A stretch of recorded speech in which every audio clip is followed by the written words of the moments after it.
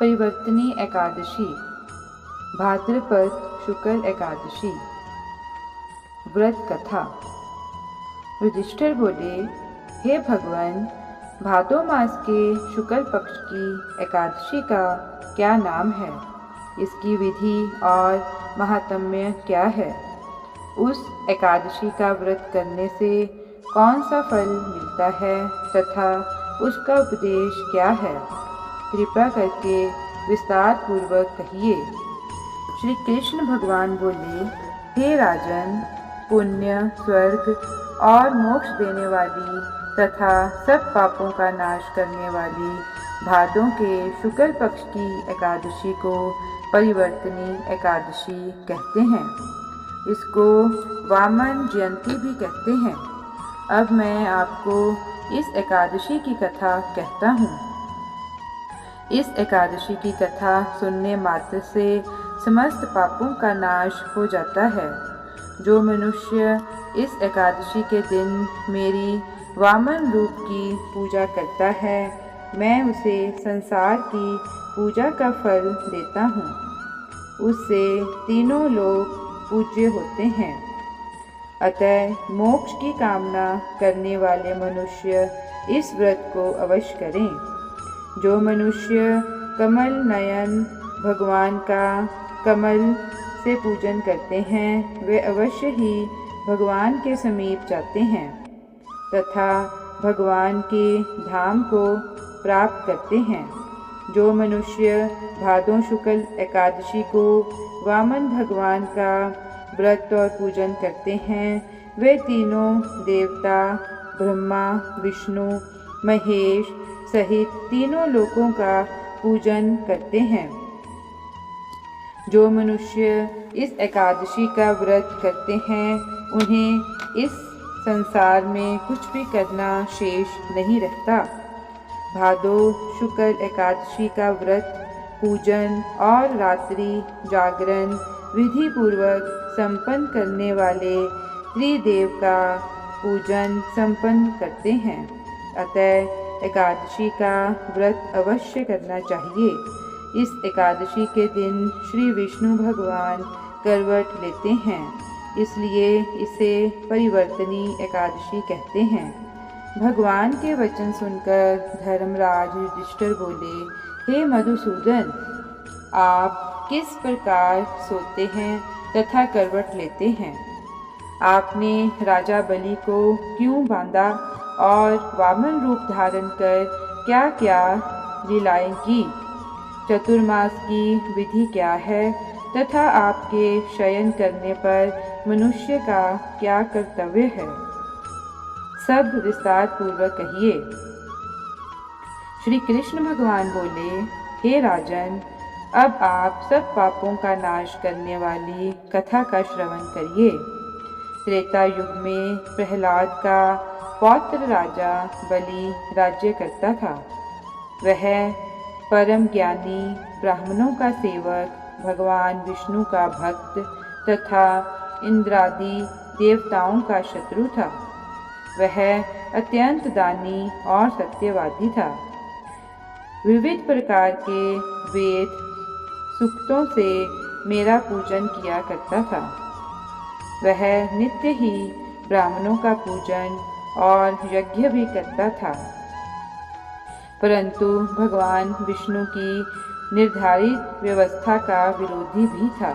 अपने भुजबल से राजा बलि ने इंद्र से द्वेष के कारण इंद्रलोक तथा सभी देवताओं के लोकों को जीत लिया। वह अपनी भक्ति के प्रभाव से इंद्र के स्थान पर राज्य करने लगा। सभी देवता एकत्रित होकर सोच विचार कर भगवान विष्णु के पास गए और नतमस्तक होकर वेद मंत्रों द्वारा उनका पूजन और स्तुति करने लगे। बृहस्पति सहित इंद्र आदि देवताओं ने भगवान को अपना कष्ट बताया। यद्यपि राजा बलि विष्णु के परम भक्त थे, तथापि उनके अभिमान के कारण भक्ति का महत्व घट गया था। देवताओं के कष्ट को अनुभव कर भगवान विष्णु अर्थात मैंने वामन रूप धारण करके 5वां अवतार लिया। इसके बाद अपना विशाल तेजस्वी रूप दिखा राजा बलि को जीत लिया। इस पर युधिष्ठिर बोले, हे जनार्दन, आपने वामन रूप धारण करके उस महाबली दैत्य को किस प्रकार जीता, सविस्तार बताइए। श्री कृष्ण भगवान कहने लगे, मैंने अर्थात वामन रूपधारी ब्रह्मचारी बालक ने महादानी राजा बलि से याचना की, हे राजन, मुझे 3 पग भूमि दे दो, इससे तुम्हें 3 लोकों के दान का फल प्राप्त होगा। ये मुझको 3 लोक के समान है और ये तुमको अवश्य ही देनी होगी। महादानी होने का अभिमान रखने वाले राजा बलि ने इसको तुच्छ सी याचना समझकर 3 पग भूमि का संकल्प भगवान विष्णु अर्थात मुझे दे दिया। तब मैंने अपने त्रिविक्रम रूप को बढ़ाकर भूलोक में पद, भवलोक में जंघा और स्वर्गलोक में कमर, महालोक में उदर, जनलोक में हृदय, यम लोक में कंठ और सत्यलोक में मुख रखकर उसके ऊपर मस्तक स्थापित किया। विष्णु द्वारा स्थापित इस विशाल रूप को देख सूर्य, चंद्रमा, सब ग्रहगण, योग, नक्षत्र, इंद्र आदि देवता और शेष आदि सब नागगणों ने वेद सूक्तों द्वारा प्रार्थना की। तब मैंने राजा बलि का हाथ पकड़कर कहा, राजन, एक पग से पृथ्वी, दूसरे से स्वर्गलोक पूर्ण हो गए। मैंने 3 पग धरती मांगी थी, बताओ अब तीसरा पग कहाँ रखूं? बलि, जो भगवान विष्णु के भक्त थे, अपना सिर झुका लिया और मैंने अपना पैर उसके मस्तक पर रख दिया। प्रभु ने जब चरण दबाया तो भक्त बलि पाताल को चला गया। फिर उसकी विनती और नम्रता को देखकर मैंने कहा, हे बलि, मैं सदैव तुम्हारे निकट ही रहूँगा। यदि तुम वामन एकादशी का विधि सहित व्रत करो तो मैं तुम्हारे द्वार पर कुटिया बनाकर रहूँगा। अतः राजा बलि ने वामन एकादशी का विधि पूर्वक व्रत किया।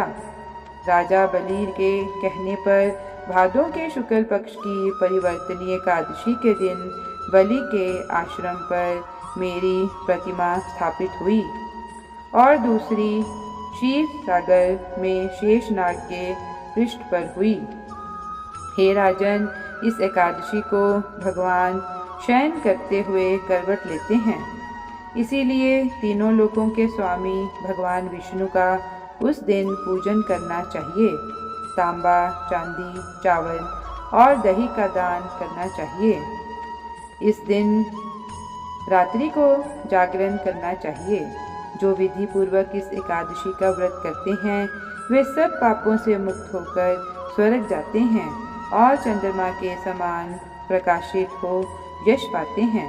जो मनुष्य पापों का नाश करने वाली इस कथा को पढ़ते या सुनते हैं उन्हें 1000 अश्वमेध यज्ञ का फल प्राप्त होता है। जय हरि विष्णु।